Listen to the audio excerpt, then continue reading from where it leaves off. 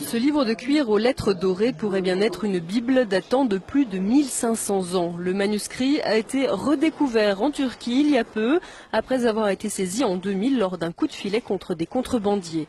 Il sommeillait depuis 12 ans dans les placards de la justice et pourtant il pourrait bien s'agir d'un vrai trésor, car il est écrit en araméen, la langue de Jésus.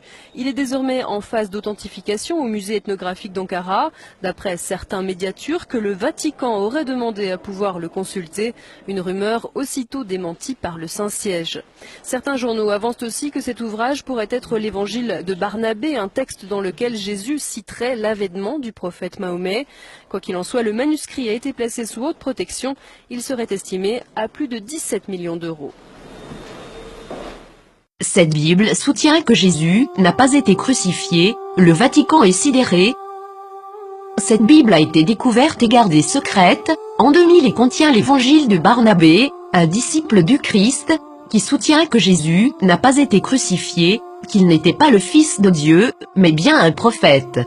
Cette Bible soutient aussi que l'apôtre Paul est appelé l'imposteur, que Jésus a fait son ascension tout en restant vivant et que c'est Judas Iscariote qui a été crucifié à sa place.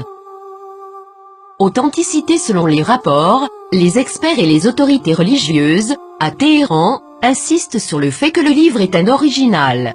Il est écrit avec des lettres dorées, sur du cuir relié et il est écrit dans la langue araméenne, qui était la langue parlée par Jésus. Le texte principal maintient une vision similaire à celle de l'islam, contredisant les enseignements du Nouveau Testament de la chrétienté. Jésus a aussi prédit la venue du prophète Mahomet, qui a fondé l'islam, 700 ans plus tard. Plusieurs croient que, durant le concile de Nicée, l'Église catholique a choisi la forme qu'aurait la Bible, omettant l'évangile de Barnabé, parmi d'autres, et favorisant les 4 évangiles que nous connaissons aujourd'hui.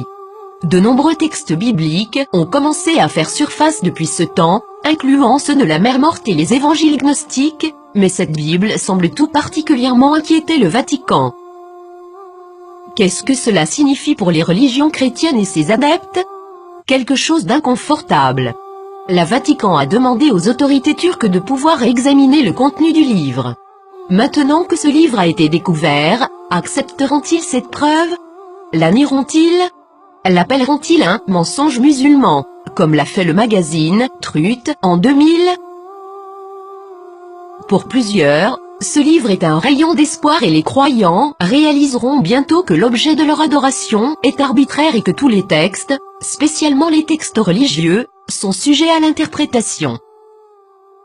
Qu'est-ce que cela signifie pour les athées, les agnostiques, les penseurs séculiers? Ce texte est-il réel? Est-il contrefait? Est-ce important? Nous pouvons espérer que cette nouvelle inspirera les religions à se poser des questions, au lieu de pointer du doigt et de tout croire aveuglément.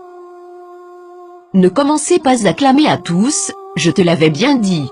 Le plus grand danger de la foi se présente lorsque les gens croient ce qu'ils veulent croire, défendant cette croyance malgré toutes les preuves du contraire, spécialement si les preuves apportées révolutionnent les bases de cette croyance.